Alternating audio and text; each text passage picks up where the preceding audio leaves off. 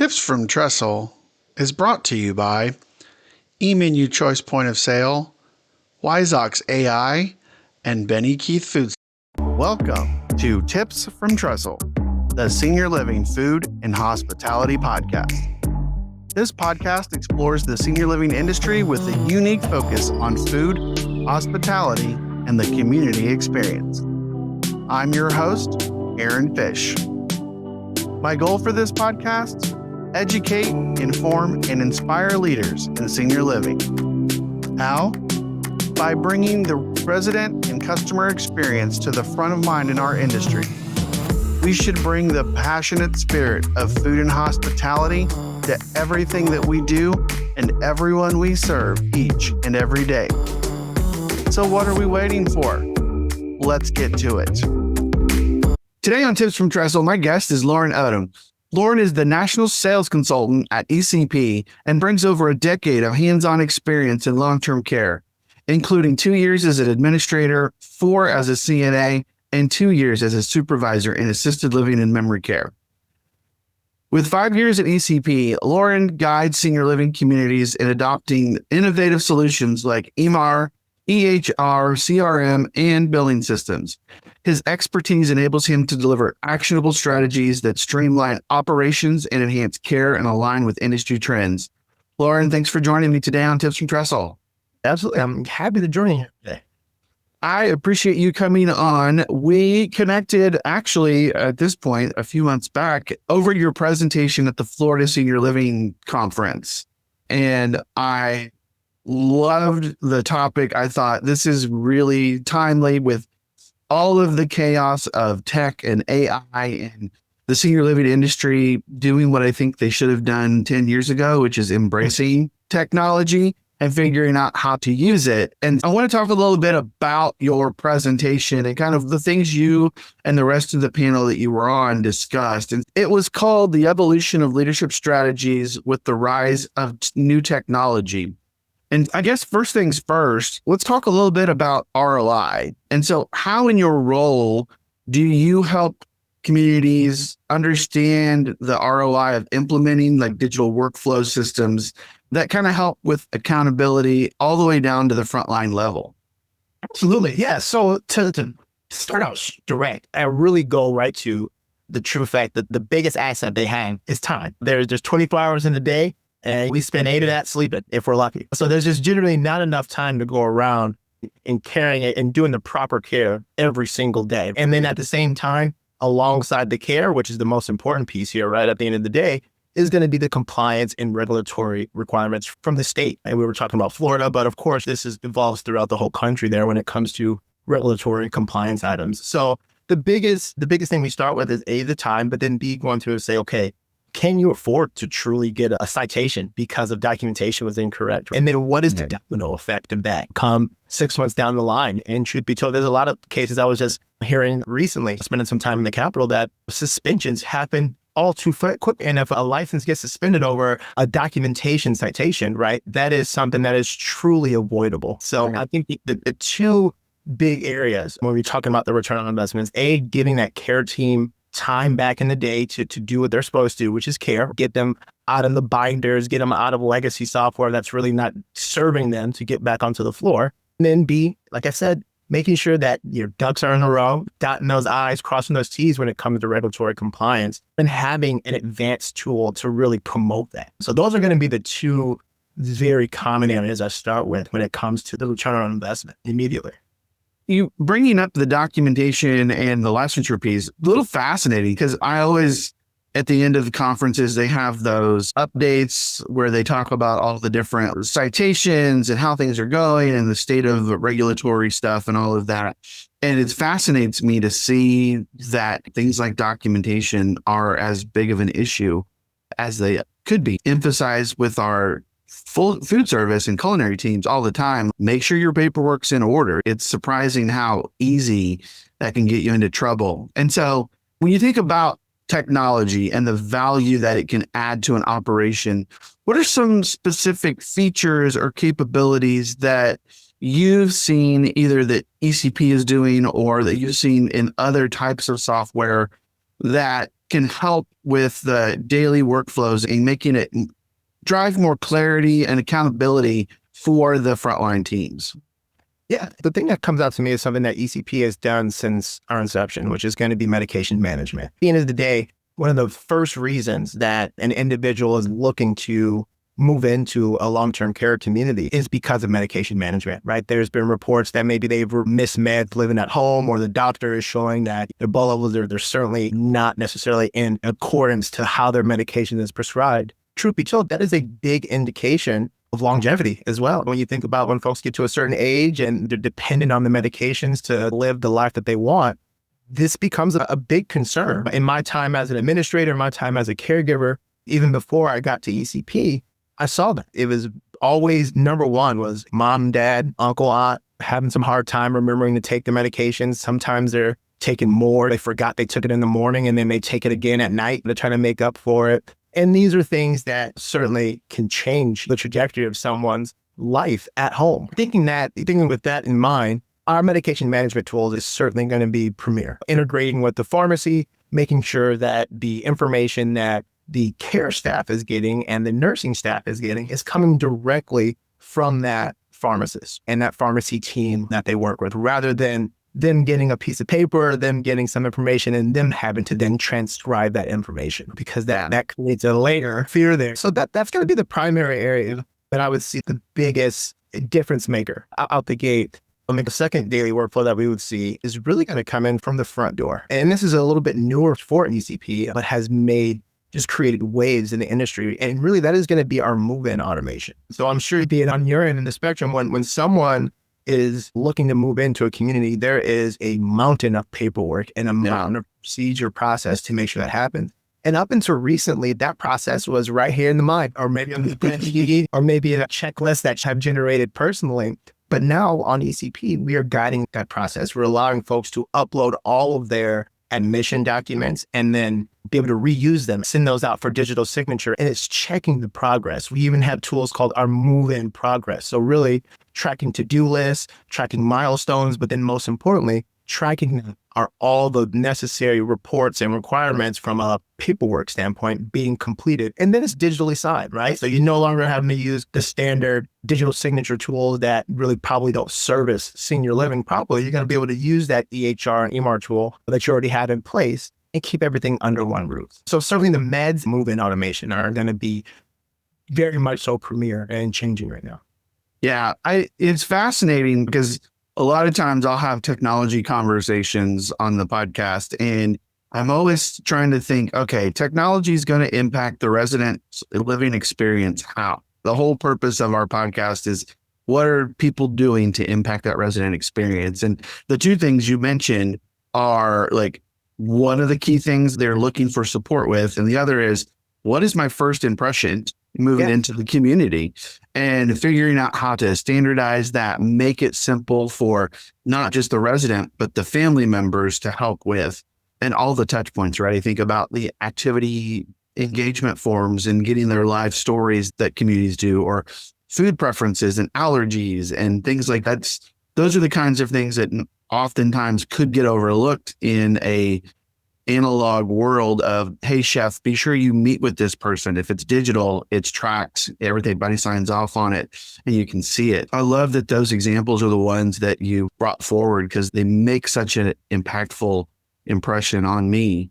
So when you think about, or you look at communities you've worked with or communities you've seen embrace this kind of technology and use it the way you're talking about, what kind of success have you seen with improvements in better teamwork or in communication around implementing a solution like what we've been talking about? Technology continues to drive changes in senior care, and that includes food service. eMenu Choice is an award-winning point-of-service application for managing the dining function in senior living communities. This mobile, touchscreen-enabled software enhances the dining experience for residents while streamlining processes for staff. The flexibility and functionality of eMenu Choice makes it an effective solution for any type of senior living environment, from independent and assisted living to skilled nursing facilities. It It works for production kitchens or restaurant-style service with options for per meal or a la carte pricing and accommodates a variety of payments, including bill to account, meal credits, and credit cards.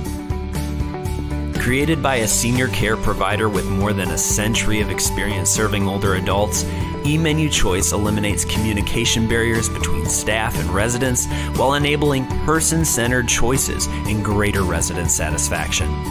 eMenu Choice, transforming dining for senior living. One thing that comes to mind is a lot of the customers that we work with that have been on historically paper-based systems. It's crazy to say that still today in 2025, there's still very many homes out there, and large and small, right? I think there's a misconception out there that if you have more than 300 to 400 or 500 beds, that you absolutely are going to be deeply penetrated by technology. That can be further from the truth.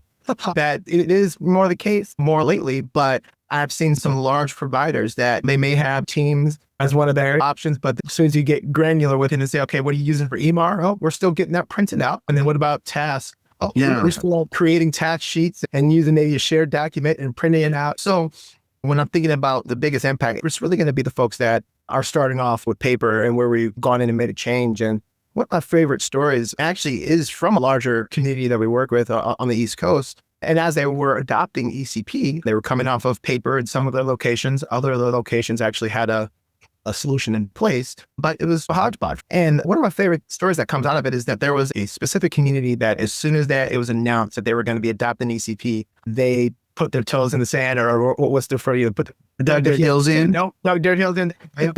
No, we're not going. We do well with paper. We're fine. And this is just not going to be the case. And they were a very high performing community with great census percentage, very little turnover. It was a very high performing community and a lot of tenure there too. Reluctantly, they said, okay, we're not going to force it on you. Things are going well there. And they let about 6 to 8 months go by while the rest of the org was launching ACP and seeing a lot of positive changes. And then it got to the point where they said, look, we can't hold out anymore. It makes sense for this one community to remain on paper. And the way that they approached it was absolutely amazing. What they did was they went in and they understood that there was going to be some resistance. This is a home that's doing it their way for a long time. And what they did during the implementation process was incredible. What they did was they took their most tenured nurses there, which they had a few, had some of their tenured caregivers, and they asked them very important questions. Like, so what parts of your day make you feel like you just don't have enough time? Or what do you feel as though you're spending more time documenting versus being on the floor? And initially, they didn't really have any answers, right? So they said, things are fine, right? Things are good.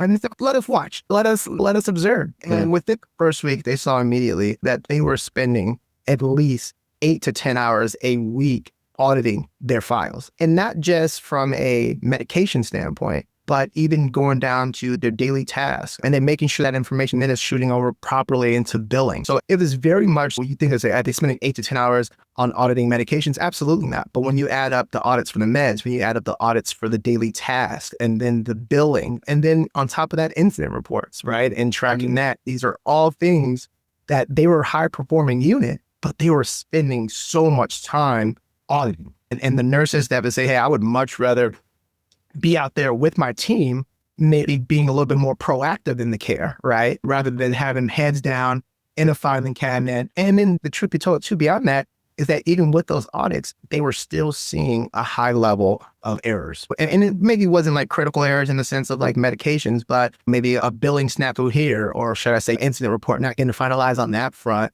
It really showed them at that point, okay, I'll say, if we can take an hour away from that audit and get you back on the floor, what would that change there for you? And immediately, it's like, I might be able to sit down and have a cup of coffee with my favorite resident and talk a little bit about maybe if she's not having visitors this month or whatnot, and spend some more time. And that created a domino effect. It not only, it started with the nurses, it immediately went down to the nurse supervisors, and then the caregivers, the med techs, all the way to activity coordinators in your field, right? To the dietary realm. When you give a nurse or a leader in a building some time back, it is amazing. It's great. And what I love the most, they turn that community into one of the brightest stars there. So when they now, should I say, a reference community, right? So when they now are by and they continue to grow out there on the East, as they get new communities, they refer back to this one and say, hey, they were very fearful and did not want to adopt this. And now they are one of the most high performing communities, and they were before. This just took them to a different level, right? Giving them some opportunity to really spend more time on the floor out of the filing cabinet is what we say. Yeah. So it's that thinking of high tech, high touch, right? And I've said that before on the podcast, where if we can use technology the right way, we can put ourselves and our teams back where it matters the most, which is with the resident, with the families, leaders with their teams, to be able to create that environment that is going to make a community feel like it should feel for that continued growth. When you're talking to operators, I think this was the one thing that you didn't mention in this story, was when you're talking to them about technology and they're looking for a solution, what are some of the things that you are trying to get from them? Or let me rephrase that. What are questions you're asking that let you better understand the kind of challenges and obstacles that they're trying to overcome with the integration of technology? That's a great question. The first thing, I really want to understand their existing workflows, right? Every community, whether high sophistication or low sophistication, they have workflows in place, right? And at that point, we rarely want to go in and disrupt those workflows because they're there for a reason. If there's a way that we can not disrupt it and maybe actually increase the efficiency of it, that's even better. But at the end of the day, we're not going in and changing processes and existing workflows, we're enhancing them. So I think the major question, and it's certainly not rocket science, is, okay, how are you doing this today? And tell me. And what's funny, 9 times out of 10, Aaron, is that they'll go through and they'll tell me how they're doing it today. And it comes with chuckles. It comes with the head down. Like I said, I know this probably isn't the best way. I'm always able to reassure them and say, hey, you're not alone. There's many communities, that's doing it like this. Let me show you how ECP can come in and enhance that. And let me show you how having a solution that's going to house your medications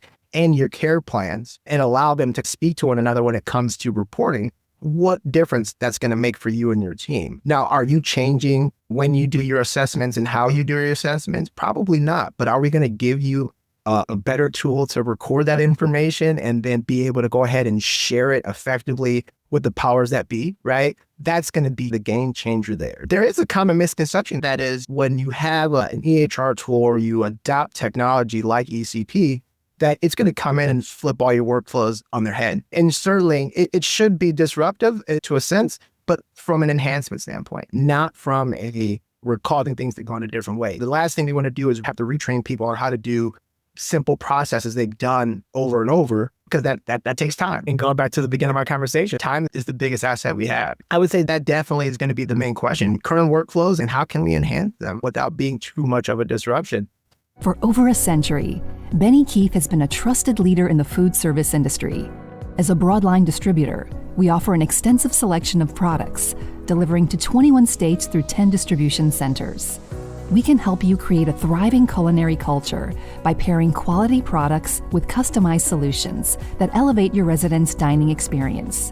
Our team of registered dietitians provide unmatched customer service by modifying menus, selecting recipes, ensuring regulatory compliance, and more. Quality, value, and service are at the heart of everything we do. Benny Keith Foods puts the care back in healthcare.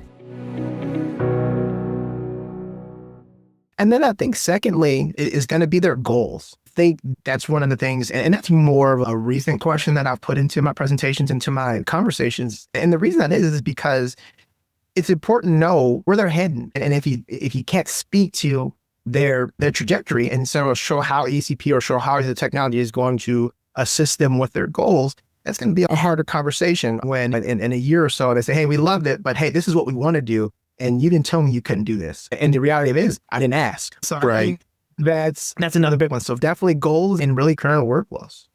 Yeah. It's funny that you have those conversations and literally as they're telling you like, hey, we've done this way for forever and we are really comfortable with it. But they also in the back of their minds know that it probably could be better. And we all live in such a technology forward world now. And we know how much it enhances, for the most part, our daily lives outside of work.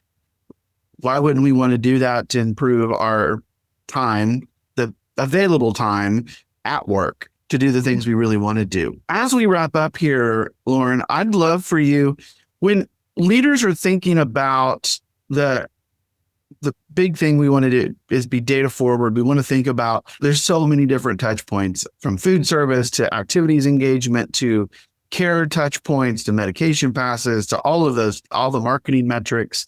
So when you think about impact on leadership around metrics, what are some, I would say, what are the 2 or 3 that you have found the most useful to get leadership to understand that this kind of improvement in workflows can support the direction they're wanting to go with the organization? The big one that stands out is going to be medication efficiency, and more making sure that you're having on time and the correct dosage. And it's more or less just overall looking at the med management and saying, okay, we are in a position where the majority of our medications are being passed on time. They're being passed to the right person, and you're recording any effects of whether it be a PRN or even a scheduled medication. So I think regardless of where the community is at, size-wise, sophistication size-wise, med management is always a premier topic. It's sometimes people will call it low-hanging fruit, but I don't think that in any sense, because it is so important. And as you are looking at all of the different workflows that a community may have outside of medications, right? Incident reports, daily tasks. And I'm keeping it pretty clinical, but there's a lot more outside of clinical operations, right? Medications are always the main one. So certainly speaking to, okay, can you afford to have no eyes on medications, right? Can you afford to have little tools that are going to impact your day-to-day staffing? So I would say meds is going to sit at the top there. Really, from a metric, one of the main metrics that we hear is going to be medication errors, right? I think that is something too, that as you come in, you think about state surveyors, right? They come in and they pick 3 residents, or sometimes they pick more. And the first thing that they do is pull their MAR and their TAR, right? They put their meds and they put their tasks, right? And then you don't have processes in place to be what they call survey ready at every point.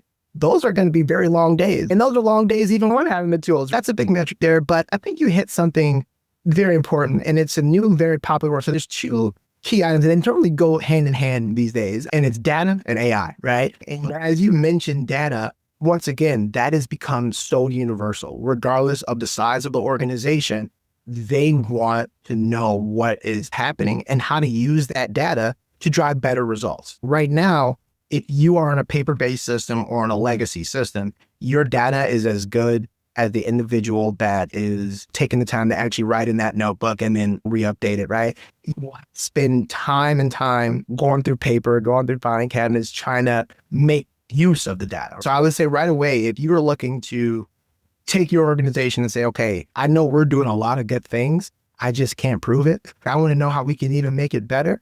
I implore you, look at a digital tool, because that's the first thing you're going to say, okay, I have my data at my fingertips. Now I can do something with it. And I think as we continue to evolve as a team here, we're doing great things with the data. We are working in getting integrated with BI tools, whether that be Power BI or folks that have their own tech stack. Maybe they have their own IT team that are aggregating data, right? We'll work directly with teams that maybe have their own systems in place there and get that set up. Folks will ask us for their raw data, right? And just say, hey, we want things blanket, and we're going to manipulate it to fit our graphs and to fit our tools, right, for our reporting factors. So that's become a big hot topic button. And rightfully, because we're getting in the age where people are going to potentially start looking at how to get better reimbursements and really looking at the idea of value-based care program. There's a Health Plus program out there. These are items where you won't be effective in that space unless you have the data to show it. So that's definitely the 2 key areas that I point out.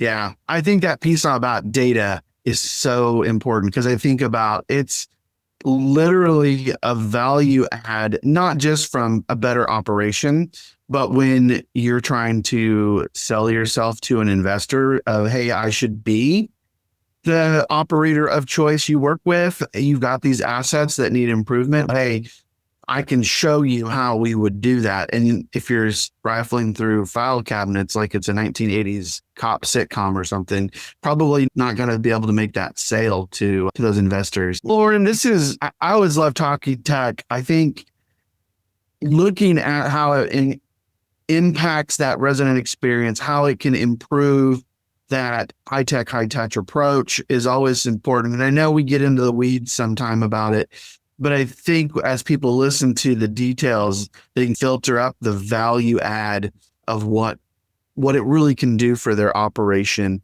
in all the areas. I'd love for you to tell our listeners how they can connect with you, learn more about ECP, and pick your brain even further about that value-based care and how data impacts it. Absolutely. Yeah. So the best way to learn a little bit more about ECP is to visit our website, ecp123.com. And that is where you're going to be able to learn a lot about all of our features. You would be able to request the demo right from our website as well. In addition to that, we are our national company. So we do attend the national shows. So as your listeners are thinking about when to catch us in person, we definitely go to a lot of the Argentum partnered shows throughout the country. And then lastly, directly for myself, a great way to contact me directly would be my email. So that'd be my first name, Loren, Loren, @ecp123.com. And I would gladly answer any questions and point you in the right direction when it comes to really looking to see if this is the next move for you and your team. Perfect. Loren, thanks again for doing a catch up on that presentation. I think it was so invaluable at the conference, and I just want to get that message out to all of our listeners. Thanks again for joining me today on Tips from Trestle. You got it, Aaron. You take care now. So there it is, everybody. Another one in the books. Thanks again for tuning in. Please follow and subscribe on YouTube, Spotify, Apple, or wherever you get your podcasts. And be sure to follow us on social media at Tips from Trestle. You can also learn more about the work I do by following me on LinkedIn, Twitter, Instagram, and even TikTok. And be sure to check out Trestle Hospitality Concepts at www.trestlehospitalityconcepts.com. I'm your host, Aaron Fish, and this has been another episode of Tips from Trestle.